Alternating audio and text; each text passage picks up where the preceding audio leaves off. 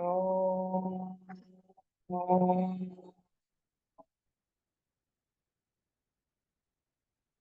ఓం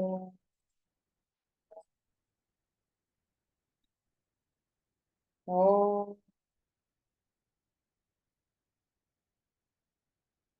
గురుబ్రహ్మా గురుర్విష్ణు గురుర్దేవో మహేశ్వర గురు సాక్షాత్ పరం బ్రహ్మ తస్మై శ్రీ గురవే నమః. నమస్కారం మాస్టర్. నమస్కారం మాస్టర్ ఈకే. నమస్కారం మాస్టర్ ఎంఎన్. నమస్కారం మాస్టర్ విపిఎస్. నమస్కారం మాస్టర్ సివి. నమస్కారం మాస్టర్ సివి. నమస్కారం master CVV to your lotus. Master CVV నమస్కారం టు యువర్ లోటస్. వాసుదేవ్.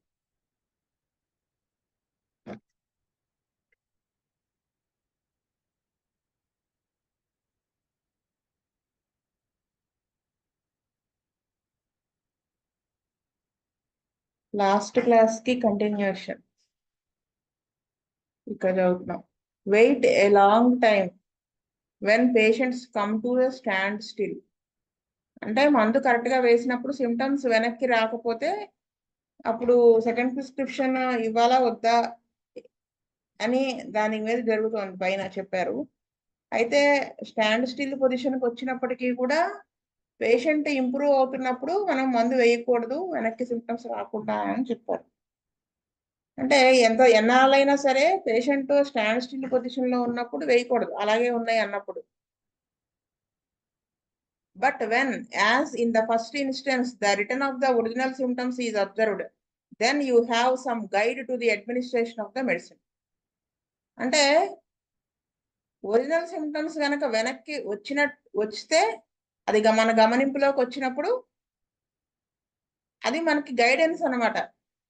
మందు వేయాలి అని, మందు ఇవ్వాలి అనేది.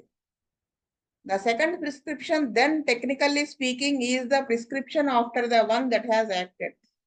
ఇప్పుడు సెకండ్ ప్రిస్క్రిప్షన్ అంటే ఏంటి చెప్పుకోవాలంటే, మనం మొదట వేసిన మందు పనిచేసిన తర్వాత ఇచ్చినటువంటి సెకండ్ ప్రిస్క్రిప్షన్, అది సెకండ్ అవుతుంది. You may administer a dozen remedies without having any effect upon the economy, and yet no prescription has been administered that has been specific. అంటే నువ్వు ఒక డజన్ మందులు వేసినా కానీ అవి బాడీ మీద ఏమి పనిచేయట్లేదు అనుకోండి, అది సిమిలర్ డ్రగ్ కాదనుకోండి, అవన్నీ కూడా అసలు సెకండ్ ప్రిస్క్రిప్షన్ థర్డ్ ప్రిస్క్రిప్షన్ అవ్వదు అక్కడ. అది ఏదైతే నువ్వు వేసి ఆ మందు పనిచేస్తుందో అది ఫస్ట్ ప్రిస్క్రిప్షన్ అవుతుంది. You may fool away much time in administering remedies that are not related to the case.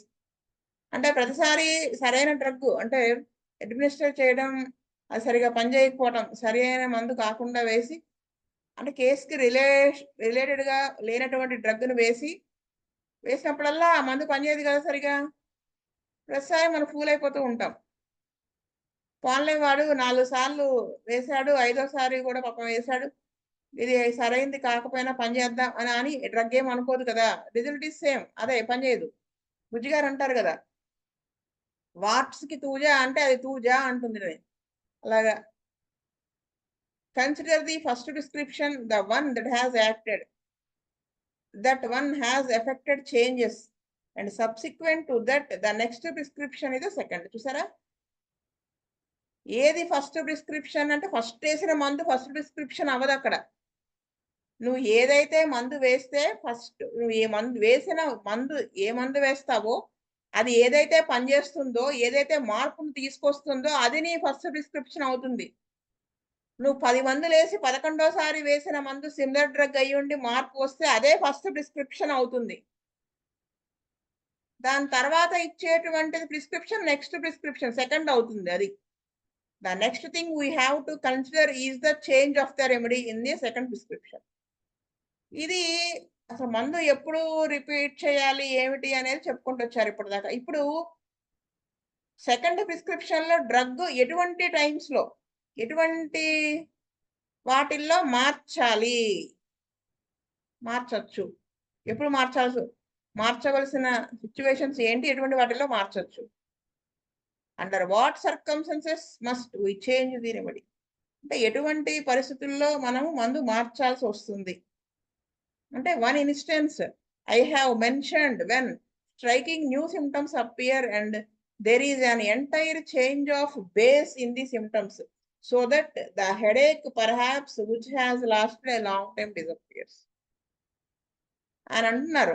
అంతకుముందు నేను చెప్పాను కదా, ఎప్పుడైతే ఒరిజినల్ సిమ్టమ్స్ కాకుండా న్యూ సిమ్టమ్స్ వీడికి లేనివి, అంతకు ముందు కూడా వాడికి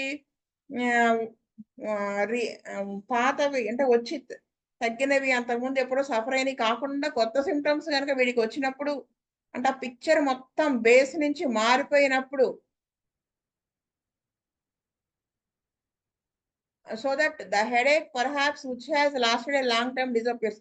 లేదా చాన్నాళ్ళ క్రితం తలనొప్పి అనేది ఉండి తగ్గిపోయి అది మళ్ళీ వచ్చిన, after the administration of the medicine, when a new group of symptoms appears somewhere in the body relative to the patient, such as the patient has never had this new group of symptoms, means that a new remedy must be considered, and under such circumstances the change of the remedy will be the second prescription, and the second prescription in this case calls for a change of remedy.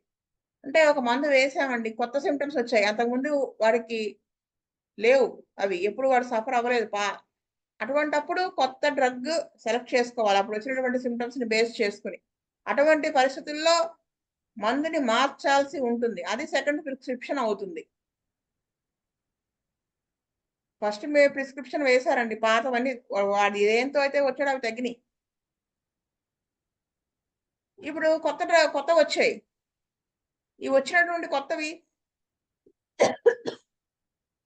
మనం వేసినటువంటి ఆ drug కి related గా లేనివి, అంటే total గా new group of symptoms వచ్చాయి. అప్పుడు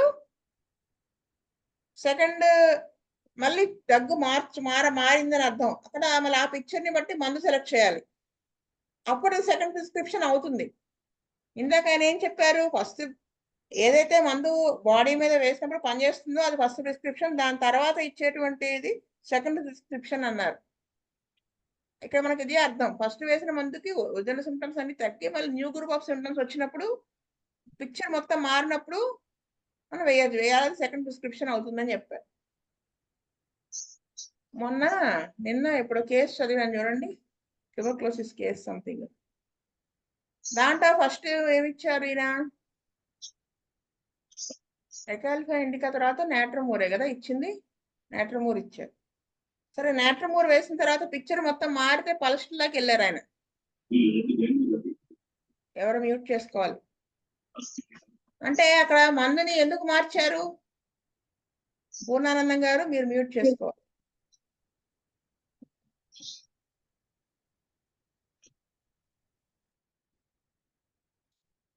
ఎందుకు అది అప్పుడు పిక్చర్ మారింది, అందుకని ఆయన పల్స్లా వేశారు 30. అలాంటి situation new group of symptoms వచ్చినప్పుడు మార్చారు. We will suppose another instance where the remedy must be changed. ఇంకా ఇంకొక చోట ఇంకొక పరిస్థితుల్లో మనం మందు మార్చొచ్చు. ఎటువంటి సిచ్యువేషన్ చెప్తున్నారు చూడండి. A patient has been for years under treatment for a constitutional chronic disorder and you have gone through the potencies ranging from the lowest to the highest, and they have acted curatively. You have administered the different potencies, repeating the same potency until it would not act any longer, and then going higher until you have gone through the whole range of potencies. You can repeat that remedy many times on a paucity of symptoms when you cannot give another remedy simply because it has demonstrated itself to be the patient's constitutional remedy. This remedy should not be changed so long as the curative action can be maintained. Even if the symptoms have been changed, do not change the remedy provided the patient has continuously improved. ఇక్కడ ఏం చెప్తా వచ్చారంటే, ఇంకొక పరిస్థితుల్లో కూడా మందు మార్చొచ్చు. ఎటువంటి సిచ్యువేషన్ అంట, పేషెంట్ కాన్స్టిట్యూషనల్ ట్రీట్మెంట్ అంటే దీర్ఘ వ్యాధికి సంబంధించి కాన్స్టిట్యూషనల్ గా ట్రీట్మెంట్ కొన్ని సంవత్సరాలుగా తీసుకుంటూ ఉన్నాడు. సో మనం ఒక ఫర్ ఎగ్జాంపుల్ స్టాఫ్సాగ్రియా సెలెక్ట్ చేసాం. ఏదో లక్స్వామిక లేకపోతే ఇంకోటి సెలెక్ట్ చేసాం.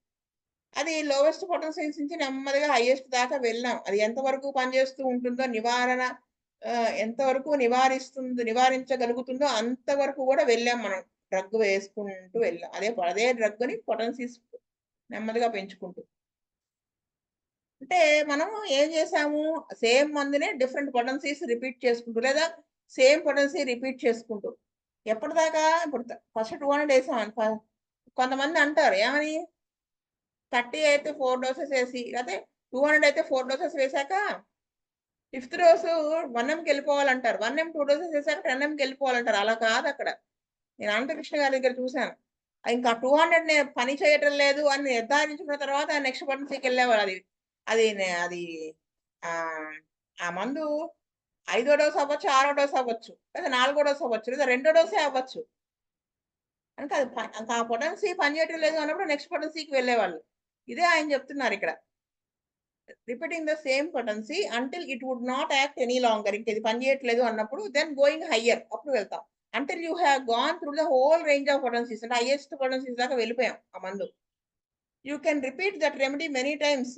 అంటే ఎక్కడైనా స్తబ్దత వచ్చిందనుకోండి, సిమ్టమ్స్ అనేవి పాజిటివ్ వచ్చినప్పుడు మనం ఎన్నిసార్లైనా రిపీట్ చేసుకోవచ్చు. అక్కడ బెటర్మెంట్ వస్తూ ఉన్నప్పుడు ఆ పాజిటీ ఆఫ్ సిమ్టమ్స్ బేస్ చేసుకొని రిపీట్ చేయాలి తప్ప అక్కడ మందు మార్చకూడదు. ఎందుకు? ఇది ఆల్రెడీ అసలు పేషెంట్ యొక్క కాన్స్టిట్యూషనల్ రెమెడీ అని డిమాన్‌స్ట్రేట్ చేయబడింది. నిర్ధారించబడి ఉన్నది కాబట్టి. ఎంతవరకు ఆ మందు కి ఈ జబ్బుని నివారణ చేసేటువంటి శక్తి పనిచేస్తూ ఉన్నంత కాలం అంటే అది అదే డ్రగ్‌లో ఉన్నంత కాలం డ్రగ్ మార్చకూడదు. సిమ్టమ్స్ ఒకవేళ మారినట్టుగా అనిపించినాయి అనుకోండి, సిమ్టమ్స్ హాస్ బీన్ చేంజ్డ్. అప్పుడు కూడా మార్చొద్దు అంటున్నారు. ఎందుకు? అదేంటండి ఇందాకేమో సిమ్టమ్స్ మారితే మార్చమన్నారు. అంటే ఎప్పుడు మార్చొద్దన్నారు? Symptoms have been changed. Symptoms change అయినా నువ్వు డ్రగ్ మార్చకు. ఎప్పుడు? పేషెంట్ కంటిన్యూయస్‌గా ఇంప్రూవ్‌మెంట్ వస్తూ ఉన్నంత వరకు. పేషెంట్ నేను బాగున్నాను కానీ సిమ్టమ్స్ వేరే వేరే ఏవో చెబుతున్నాడు అనుకోండి, మనం డ్రగ్ మార్చకూడదు గబక్కన. ఎందుకంటే అది పనిచేస్తుంది కాబట్టి పేషెంట్ ఇంప్రూవ్ అవుతున్నాడు గదా! ఎలాగా? చూడండి ఇక్కడ. ఇప్పుడు ఫర్ ఎగ్జాంపుల్ వాడేదో తలనొప్పి, గ్యాస్ ట్రబుల్ వీటితో వచ్చాడు మన దగ్గరికి. ఇంకా ఏంటి ఆకలి లేదు. మోషన్ 2 రోజులకోసారి అవుతుంది. నీరసంగా ఉంది ఇలా వచ్చాడు. సరే మందేసాం. కొన్నాళ్ళు పొటెన్సీస్ నంబర్ ఆఫ్ వేసుకుంటా వెళ్ళాం. వాడు బెటర్ అవుతా వచ్చాడు. గదిలో కూడా గదిలో కిటికేసి తలుపేసాం. ఏమండి పూర్ణానంద గారు మ్యూట్ చేసుకోవాలండి. అయితే మనం మందు వేసాం. అది అక్కడ కొన్నాళ్ళు అయిన తర్వాత పేషెంట్ అవసరమైనప్పుడు వేస్తూ వెళ్ళాం. రిపీట్ చేస్తూ వెళ్ళాం. నెక్స్ట్ పొటెన్సీకి వెళ్తూ వెళ్ళాం.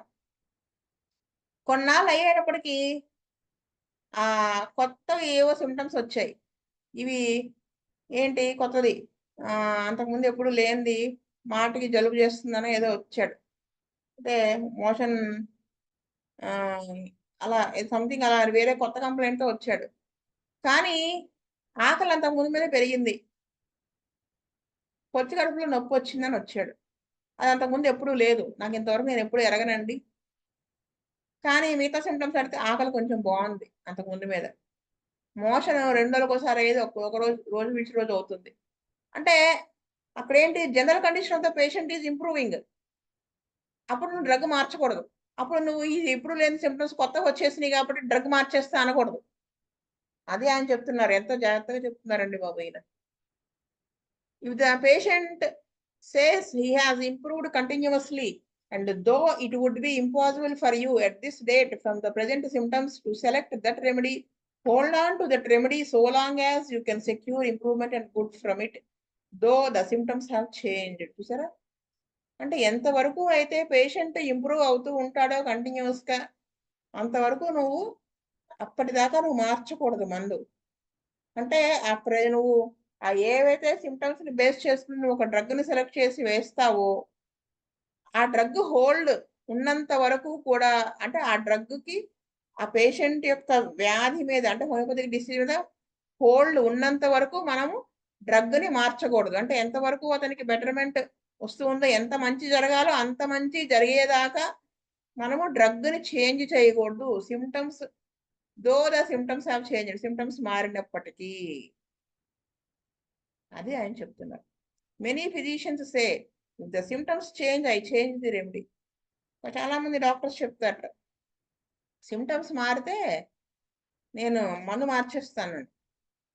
ఫర్ ఎగ్జాంపుల్ చూడండి, ఇంకోటి చెప్తా. వాడేదో నడిస్తే ఆయాసంతో వచ్చాడు, నడుస్తుంటే ఆయాసం, స్ట్రెయిన్ అవ్వలేకపోతున్నాడు, కొంచెం పని చేస్తే ఆస్తి వచ్చేస్తుంది. సరే వాడికి ఏదో మందు ఇచ్చాం కాన్స్టిట్యూషన్కి, ఫర్ ఎగ్జాంపుల్ ఆరం పెట్టేసాం. నెమ్మదిగా 30 నుంచి స్టార్ట్ చేసాం, 200 100 దాకా వెళ్ళాం. అన్నీ ఈ ఆయాసం ఇవి కొంచెం బెటర్ అవుతా వచ్చాయి, కానీ వీడికి మోకాళ్ళ నొప్పులు వచ్చాయి, సివియర్ నీ పెయిన్స్. దానికి నేను చేంజ్ అయిపోయింది కాబట్టి మెడిసిన్ నేను రూస్టాక్ చేస్తాను అంటే మళ్ళీ వెళ్ళిపోతుంది కేసు. అదే కదా చెప్పేది. అక్కడ సిమ్టమ్స్ చేంజ్ అయినా మనం మందు మార్చకూడదు. ఎందుకు? పేషెంట్ ఈజ్ ఇంప్రూవింగ్, అంటే లోపల హార్ట్ కండిషన్ అది బెటర్ అవుతూ అవుటర్ లేయర్ కి పంపించేస్తుంది జబ్బుని, వైటల్ ఫోర్స్. అలాంటప్పుడు సిమ్టమ్స్ మారినాయి కాబట్టి మందేస్తా అనకూడదు. అదే ఆయన చెప్తారు. That is one of the most detrimental things that can be done. అలా మోకాళ్ళ పిల్లకి మందేస్తే, రూస్టాక్స్ వేస్తే ఏమవుతుంది? డెట్రిమెంటల్, హానికరమైపోయి పేషెంట్ హార్ట్ అటాక్ వచ్చి సడన్గా పోతాడు. Change the remedy if the symptoms have changed providing the patient has not improve.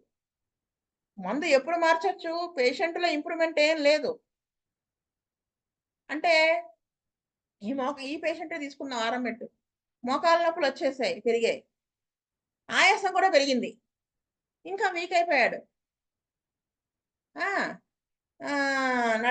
ఏమాత్రం శ్రమ, అంతకుముందు కనీసం వాష్రూమ్కి వాటికి వెళ్ళొచ్చేవాడు, ఇప్పుడు అది కూడా వెళ్ళలేకపోతున్నాడు. అంటే పేషెంట్ కండిషన్ వర్సన్గా ఉంది, సిమ్టమ్స్ చేంజ్ అయిపోయినాయి, అంటే పిక్చర్ మారింది, వేరే డ్రగ్లోకి వెళ్ళాడు. అప్పుడు దాని అన్నింటిని బట్టి చూసి డ్రగ్ మార్చాలి, అలాంటప్పుడు మార్చొచ్చు. But if the patient has improved though the symptoms have changed, continue that remedy so long as the patient. అలా కాకుండా పేషెంట్ ఇంప్రూవ్ అవుతున్నాడు, సిమ్టమ్స్ మారాయి, అలాంటప్పుడు అదే మందు, అంటే ఎన్నాళ్ళ వరకు పేషెంట్ ఇంప్రూవ్ అవుతుంటాడు అన్నాళ్ళు ఆ డ్రగ్ మార్చొద్దు అని చెప్తారు. Very often the patients are giving forth symptoms long forgotten. అంటే చాలా రేర్ గా కూడా పేషెంట్స్ ఎప్పుడో ఉన్న సిమ్టమ్స్, అంతకు ముందు వచ్చిన సిమ్టమ్స్, పాత వాటిని చెప్పడం మర్చిపోతారు.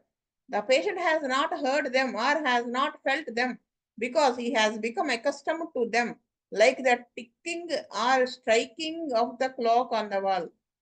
ఇప్పుడు మన ఇంట్లో ఆ క్లాక్ ఏమంటారు, ముళ్ళు తిరుగుతూ ఉంటే మనకు ఆ సౌండ్ ఏమి అబ్జర్వ్ చేయం కదా, అంటే అది పట్టించుకోం. ఆ విధంగా ఈ పేషెంట్ అంతకు ముందు ఉన్నటువంటి సిమ్టమ్స్ పాత ఎప్పుడో వచ్చి తగ్గినవి, అది వాడు సిమ్టమ్ గా అనుకుండకపోవచ్చు. Many of the symptoms that appear and the slightest changes that occur and old symptoms coming back. చాలా సిమ్టమ్స్ కనిపిస్తాయి, లైట్ గా కొంత మార్పు కనిపించి పాత సిమ్టమ్స్ వెనక్కి రావచ్చు. అలాంటప్పుడు కూడా డ్రగ్ మార్చకూడదు కదా. ఓల్డ్ సిమ్టమ్స్, సప్రెస్ అయిన సిమ్టమ్స్ మళ్ళీ బయటకు వస్తుంటాయి. అదే ఆయన చెప్తున్నారు. అంతకుముందు నాకు ఎప్పుడు లేదండి అంటే వాడు అది ఫీల్ అయ్యి ఉండకపోవచ్చు కదా. ఒకసారి చూడండి, సడన్ గా హార్ట్ అటాక్ వచ్చిందండి అంటారు పేషెంట్లు. సడన్ గా ఆయన తిరుగుతూనే సడన్ గా హార్ట్ అటాక్ వచ్చి పోయాడని చెప్పారు. ఎప్పుడో కేసు, ఎప్పుడో ఒక ఆవిడ పాపం ఆస్మాకి మందు వాడేది, వాళ్ళ హస్బెండ్ అనమాట. ఆయనకి నక్సాంకతం తగ్గింది, తర్వాత మందు మానేశారు, కానీ ఆస్మా పేషెంట్ వాడుతూ ఉండేవారు. అందుకే ఆవిడ చెప్పారు, సడన్ గా పోయారని, తిరుగుతూ పోయారండి ఆయన. అసలు అలా ఎలా హార్ట్ అటాక్ వచ్చిందో అర్థం కాలేదు, చిన్న ఆయనే కదా 40+. తిరుగుతూ ఎందుకు పోతారు అని నెమ్మదిగా వాడిని ఎప్పుడో మాటల్లో పెట్టారు. దానికి దుఃఖపడిపోతున్నారు పాపం. సడన్ గా వెళ్ళిపోయారు. ఫస్ట్ ఎవరికైనా కానీ ఫస్ట్ స్ట్రోక్, సెకండ్ స్ట్రోక్ అని వస్తుంది కదా. అప్పుడు అడిగితే అప్పుడు చెప్పింది ఈవిడ, ఒకసారి ఊరు నుంచి వచ్చిన తర్వాత గుండెల్లో ఏదో బరువుగా ఉందని గ్యాస్ అనుకుని ఈనో తాగేశారండి. మళ్ళీ అలాగే ఇంకోసారి వస్తే తాగారు. అప్పుడు నేను అన్నాను, ఇవి రెండు చెప్పండి డాక్టర్ దగ్గరికి వెళ్ళన్నాను, అంటే అలోపతి డాక్టర్ దగ్గరికి వెళ్ళి చెబితే వాళ్ళు అన్నారు, ఇది సడన్ గా వచ్చే స్ట్రోక్ కాదు, ఆల్రెడీ 2 సార్లు వచ్చింది, కానీ నెగ్లెక్ట్ చేశారు అని. అంటే అది పెద్ద పెయిన్ అనుకోలేదని. అంటే ఇది ఊరినే ఇక్కడ రిలేటెడ్ ఎగ్జాంపులా కాదా అనేది నాకు తెలియదు కానీ నువ్వు ఊరినే తెలియడం కోసం చెప్పాను. అంటే అది నెగ్లిజిబుల్ అవుతుంది. అంటే పట్టించుకోకపోయి ఉండొచ్చు, గమనించకపోయి ఉండొచ్చు. అలా మెనీ ఆఫ్ ద అవి అదనమాట. The patient is not always able to say that they are the old symptoms returning. అంటే ప్రతిసారి ఆ పేషెంట్ ఎవరి నీకు ఈ ప్రాబ్లం ఉందా, అంతకుముందు ఎప్పుడైనా వచ్చిందా వాడు గుర్తుండకపోవచ్చు. వాడి సిమ్టమ్స్ కాబట్టి కన్సిడర్ చేసి ఉండకపోవచ్చు అంతకుముందు. అందుకని ప్రతిసారి వాడు ఇది నా పాత సిమ్టమే వచ్చిందని చెప్పే కండిషన్ లో ఉండకపోవచ్చు. But finally, the daughter or somebody in the house will delight you by saying that her mother had these things years ago and she has forgotten them. వాళ్ళ ఇంట్లో వాళ్ళు ఎవరో ఒకళ్ళు కూతురో భార్య ఎవరో నీకు వాళ్ళ అమ్మ గురించి చెప్తూ ఇది నీకు అంతకుముందు వచ్చి తగ్గింది కదా ఈ ప్రాబ్లము అని గుర్తు చేస్తుండదు. చాలా సంవత్సరాల క్రితం వచ్చింది నువ్వు మర్చిపోయావు అని. This is likely to be the case when ever the patient is ఇదన్నమాట. So long as curative action can be obtained, even though the symptoms have changed, provided the patient is improving hands off. అంటే ఎన్నాళ్ళ పాటు ఆ మందు జబ్బును నివారించేటువంటి స్థితిలో ఉంటుందో ఆ పేషెంట్కి ఆ పర్టికులర్ డిసీజ్కి సిమ్టమ్స్ మారినప్పటికీ కూడా పేషెంట్ ఇంప్రూవ్ అవుతున్నంత కాలం మనం చేతులు కట్టేసుకుని కూర్చోవాల్సిందే. మన దురదతో అక్కడ వేయకూడదు, కావాలంటే మనం వేసుకోవచ్చు కానీ అనవసరంగా. Whenever in doubt wait. బుజ్జిగారు అనేవాళ్ళు ఏదైనా ఒక్క డోసు 30లో ఎక్స్ట్రా పొరపాటు పడినా ఎందుకు అలా వేసావు అనేవాళ్ళు. ఒకసారి అలా అంటే మనకి ఒక్కసారి అండి మనం వేసినటువంటి మందు 1 డే అయి ఉండొచ్చు కానీ అనవసరంగా వేస్తే ఆ వేసిన దాని వల్ల ఫెయిల్ అయిపోతాం కేసు ఒక్కొక్కసారి. అలాంటివి ఉన్నాయని బుజ్జిగారు చెప్పారు. Whenever in doubt wait. నీకైనా డౌట్ వచ్చింది అనుకో వేయాలా వెయిట్ చేయమన్నారు first. It is a rule after you have gone through a series of potencies never to leave that remedy until 1 or more dose of a higher potency has been given and tested. అంటే నీకు ఈ drug మారిందేమో అని doubt వచ్చింది అనుకోండి, నాకు doubt వచ్చిందని చెప్పేసి మార్చేయకూడదు. ఆ పొటెన్సీస్ నెమ్మదిగా లో నుంచి హై దాకా వెళ్ళిన తర్వాత 1 or 2 డోసెస్ వేసి ఇంకా అది పనిచేయటం లేదని పరీక్ష చేసి కనుక్కున్న తర్వాత అప్పుడు డ్రగ్ చేంజ్ చేయాలి. ఇంక ఇది కాదు మందు అని. అంతే తప్ప నాకు అనిపించింది అని మాత్రం వేయకూడదు, మార్చేయకూడదు drug. But when this dose of a మనకి లాస్ట్ మొన్న చదివినటువంటి ఈకే గారు ట్రీట్ చేసిన ఆ నాట్రమోర్ ఎకాలిఫా కేసు ఉంది కదా పల్స్టర్, అది ఇక్కడ ఇప్పుడున్న సిచ్యువేషన్ కి ఇప్పుడున్న మనం చదువుకుంటున్న టాపిక్ కి చాలా రిలేటెడ్ గా అనిపిస్తోంది నాకు. మళ్ళీ మనం ఆ కేసు చదువుకుని ఇది ఒకసారి వింటే బాగుంటుంది. But when this dose of a higher potency has been given and tested without effect, that is the only means you have of knowing that this remedy has done all the good it can for the patient and that a change is necessary. అంటే మనం hire potency దాకా వెళ్ళాం, పరీక్ష చేసాం, అదేం పనిచేయటం లేదు. అప్పుడు అర్థం ఏంటి, ఈ మందు మనం ఇప్పటిదాకా పనిచేసినటువంటి మంది ఎంతవరకు పనిచేయాలో అంత మంచి చేసింది పేషెంట్కి. ఇప్పుడు మార్పు చేయడం అవసరం, ఎందుకంటే ఆ పొటెన్సీ వేసినప్పుడు అది ఏమి పనిచేయటం లేదు అని పరీక్ష చేసి చూసుకుని అప్పుడు మార్చాలి మందు. There is another instance to be spoken of, and that is when the second prescription becomes a complementary one. ఒక్కొక్కసారి ఆ సెకండ్ ప్రిస్క్రిప్షన్ అనేది ఫస్ట్ వేసినటువంటి మందుకి కాంప్లిమెంటరీ కూడా అయ్యే అవకాశం ఉంటుంది. A second prescription is sometimes necessary to complement the former. ఒకసారి complementary drug నే సెకండ్ ప్రిస్క్రిప్షన్ లో వేయాల్సి ఉంటుంది. This is always change of remedy. Suppose a little 4 or 5-year-old child, a large-headed, bright-blued boy, is subject to taking cold, and every cold settles in the head with flushed face and throbbing carotids, etc. You say, give him belladonna and belladonna relieves, but it doesn't act as a constitutional remedy. ఇప్పుడు ఒక patient 4-5 ఏళ్ల పిల్లవాడినో తీసుకొచ్చారు. వాడు తల పెద్దదిగా అయిపోయి వాడి bye అంతా బ్లూడ్ గా అయిపోయి ఏమి చిన్న చల్లదనానికి ఎక్స్పోజ్ అయినా కానీ తలకి పట్టేసి ఫేస్ అంతా ఫ్లష్డ్గా, అంటే రెడ్ ఫ్లష్డ్గా, రక్తం అంతా అక్కడే చేరినట్టుగా అయిపోయి ధనారింపున్నటువంటి ఆ కెరోటిడ్స్ ఇవన్నీ ఉన్నటువంటి చూస్తే మనకి ఏమనిపిస్తుంది? బెల్లోనా అనిపిస్తుంది. బెల్లోనా ఇవ్వు, బెల్లోనా వేస్తే తగ్గుతుంది. కానీ అది కాన్స్టిట్యూషనల్ డ్రగ్ గా పనిచేయదు కదా. ఆ పర్టికులర్ గా ఆ సిచ్యువేషన్ కి సరిపోయింది వేసాం. He continues to have these headaches where are due to psoric constitution and the time comes when belladonna will not relieve them. అంటే ఏంటి? ఇప్పుడు ఈ తలనొప్పులు, కానీ ఆ తలనొప్పి అనేది కంటిన్యూ అవుతుంటుంది. తలనొప్పులు రావడానికి కారణం ఏంటి? అండర్లైన్ సోరా ఉండడం వల్ల కాన్స్టిట్యూషనల్ గా కదా. ఆ టైంలో బెల్లోనా అనేది వేస్తే తగ్గుతుంది, కానీ క్యూర్ చేయదు. But upon a thorough study of the case you find that when he symptoms are not acute, when he doesn't have the cold and fever, he doesn't have the headache, you see an entirely different remedy indicated. ఇప్పుడు ఇప్పుడు దాకా చెప్పేటువంటి situation లో ఆ acute condition లో వచ్చారు, బెల్లోనా వేసాం, తగ్గింది. కానీ అది కాన్స్టిట్యూషన్ డ్రగ్ కాదు కాబట్టి పూర్తిగా నివారించదు. ఆ సబ్సైడ్ ఆ ఫోరా ఉండడం వల్ల ఆ తలనొప్పులు అవి పూర్తిగా తగ్గవు. అలా వస్తూ ఉంటాయి, లైట్ లైట్ గా వస్తున్నాయి. అప్పుడు ఏం చేయాలి? కాన్స్టిట్యూషన్ అప్పుడు ఈ ఈ అక్యూట్ కండిషన్ లేనప్పుడు, ఈ ఫీవర్, ఈ కోల్డ్ ఇలాంటివి లేనప్పుడు చూసుకుని, సివియర్ గా హెడేక్ అది లేనప్పుడు చూసుకుని, సిమ్టమ్స్ అన్ని చూసుకుని మనం చదువుకుని డిఫరెంట్ రెమెడీ వేరే డ్రగ్ ఇండికేట్ అవుతుంది, అప్పుడు అది వేయాలన్నమాట. అప్పుడు ఏమవుతుంది?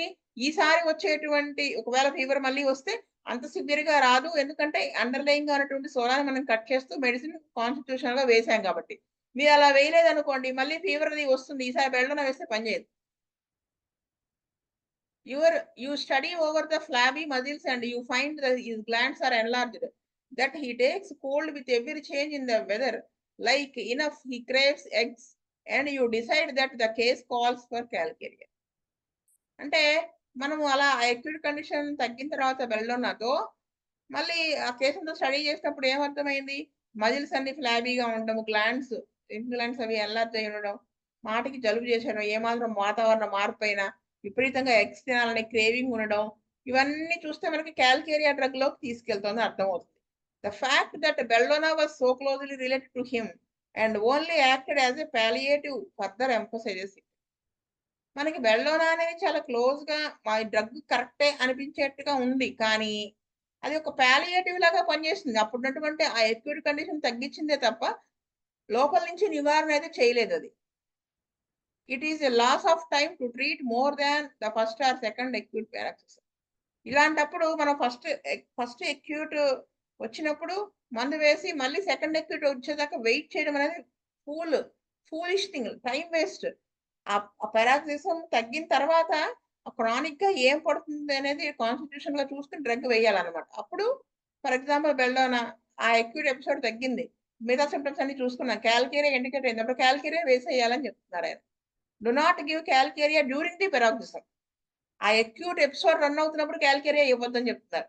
But after the wire edge has been rubbed off by belladonna, give him that constitutional remedy that is complementary to belladonna, which is calcaria.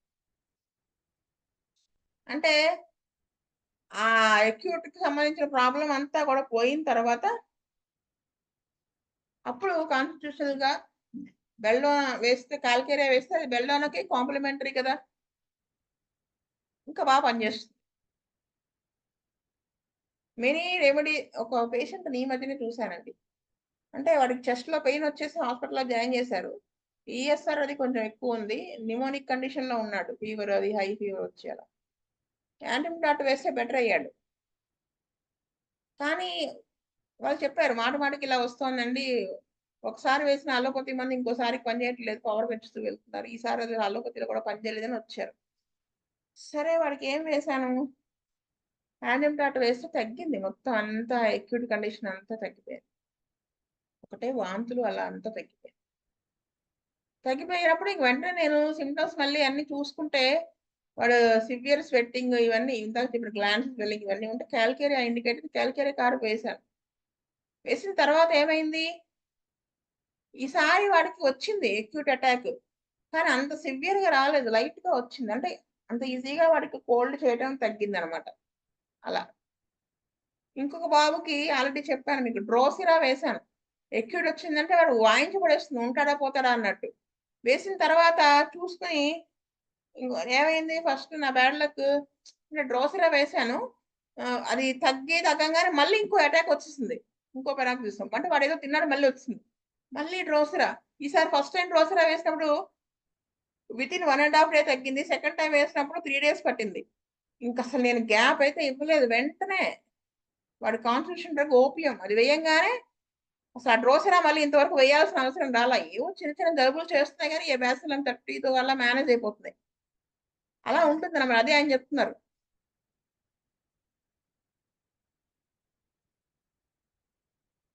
Many remedies associate after this fashion.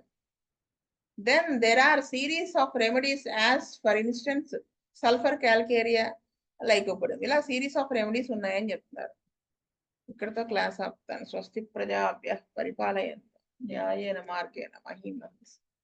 గోబ్రాహ్మణేభ్య సోమస్తు నిత్యం. లోకా సమస్తా సుఖినో భవంతు. లోకా సమస్తా సుఖినో భవంతు. లోకా సమస్తా సుఖినో భవంతు. ఓం శాంతి శాంతి శాంతి. వాసుదేవ వాసుదేవ వాసుదేవ.